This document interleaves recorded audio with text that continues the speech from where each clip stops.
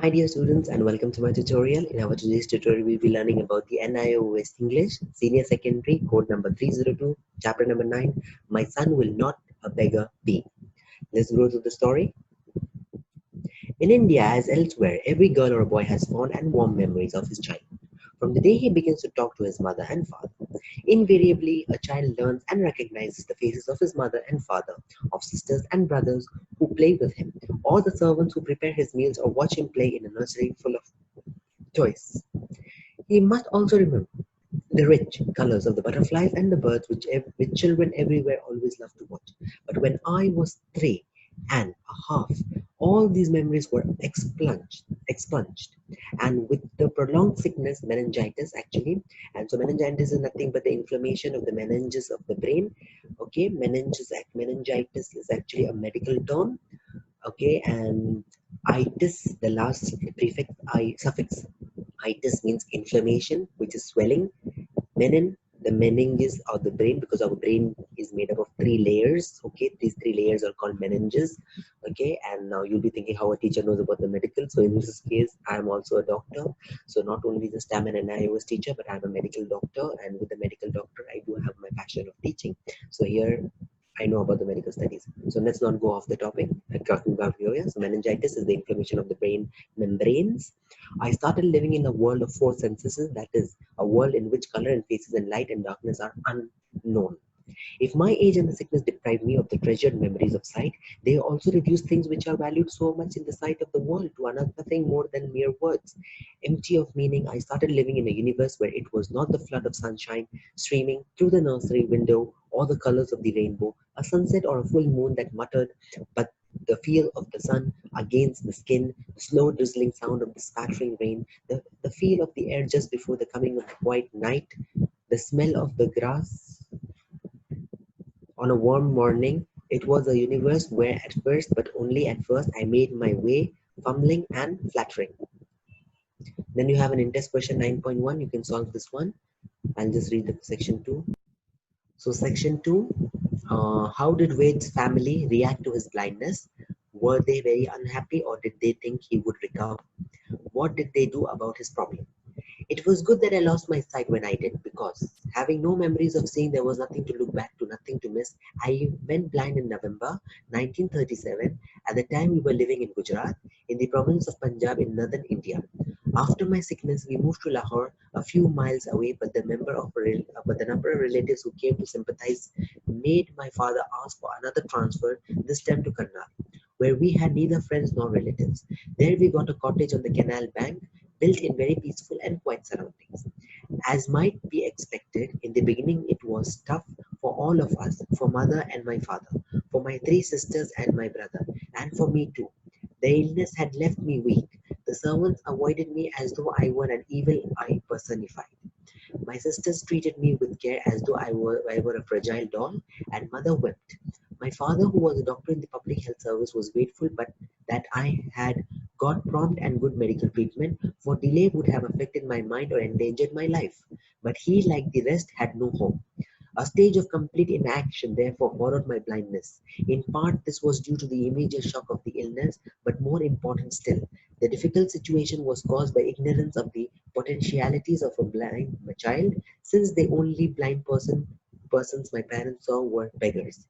But now, by fate or by the will of God, blindness had struck not only a child of the well-to-do, but that of an excellently trained doctor, who found his training in this instance useless.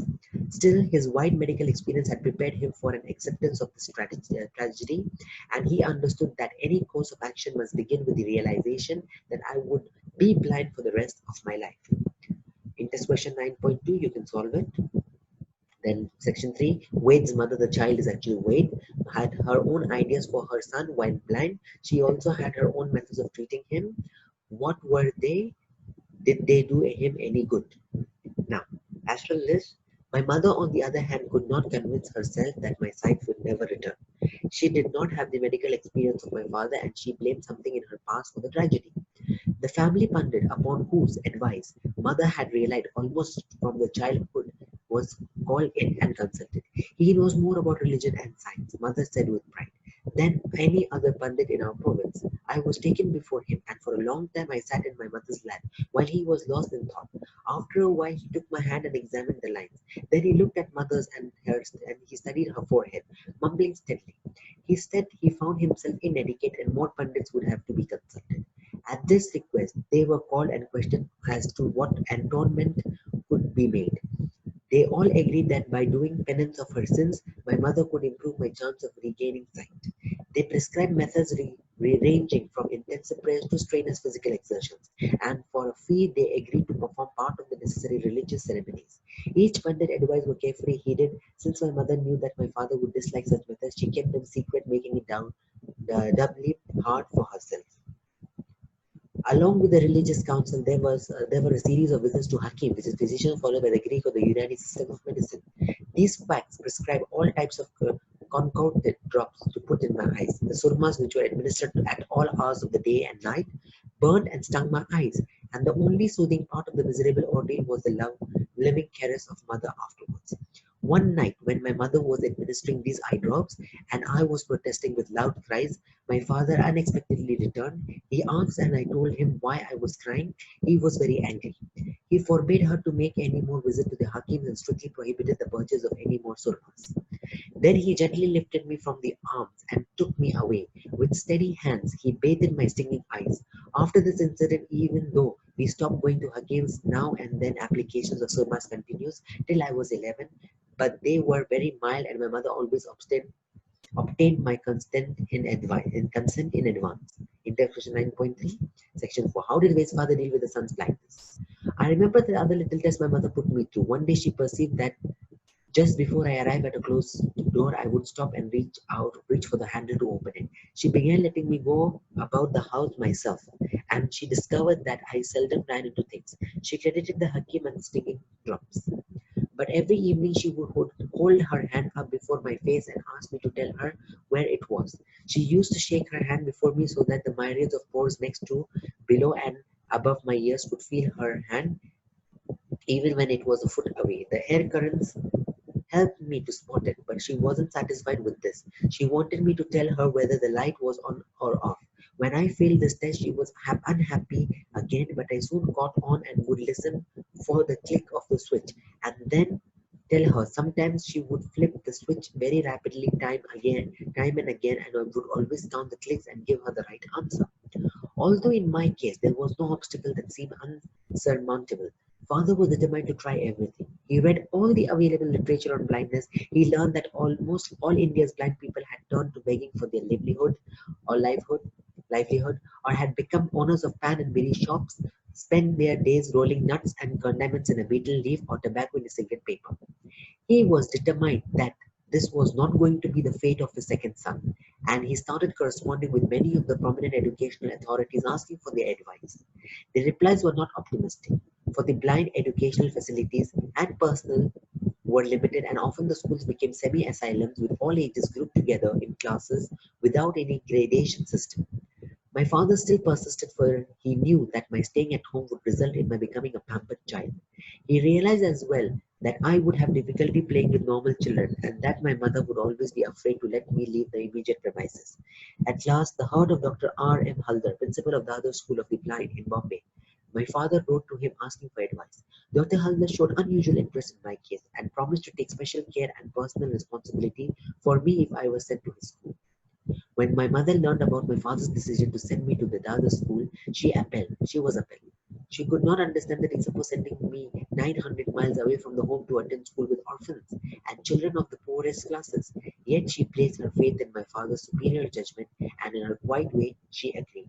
Ved Mehta, the storyteller, and the one who suffered with blindness. Then you have in test question 9.4 to solve an overall question which will give you the idea of the literature. Moving forward to the grammar part, it is the way how you express by writing the word will and I.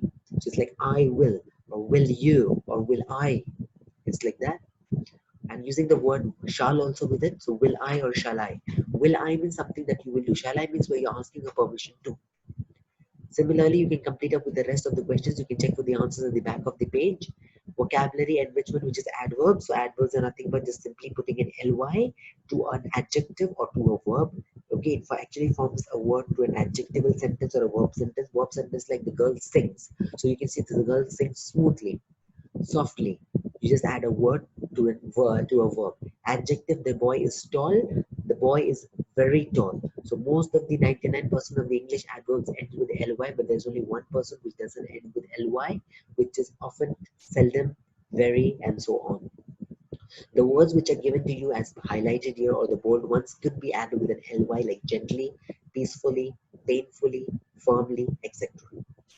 Similarly, you have adjective which are describing words. So, for example, you can choose the words from here. These are all warm. The day was hot. How was the day? It was hot. So you describe the day as it was hot. So this is the example you can do. Similarly, let's write. This is the way you write a formal letter. So you write your information, the person's information to whom you're writing. Dear sir, the subject is missing here, so make sure that you add a subject over here, because most of the time the subject is not written. So you need to make sure you add a subject here, and the date is missing, so make sure the date is also written on the left hand side. So you can write the date here, leave a line, the person's information, that's your information, to whom you're sending his information or her information. Leave a line, dear sir or madam, according to the gender. If you don't know who is it, whether it's an editor, you don't know whether it is a male or a female for a newspaper, you put sir slash ma'am, write down the subject, and then you start your story in the form of introduction, body, conclusion. In the end, you thank by saying your sincerely your name again, and that is the way you perform your letter. Hope you have understood how to write the letter, and this is the story. Stay tuned for the next lesson coming soon. Thank you.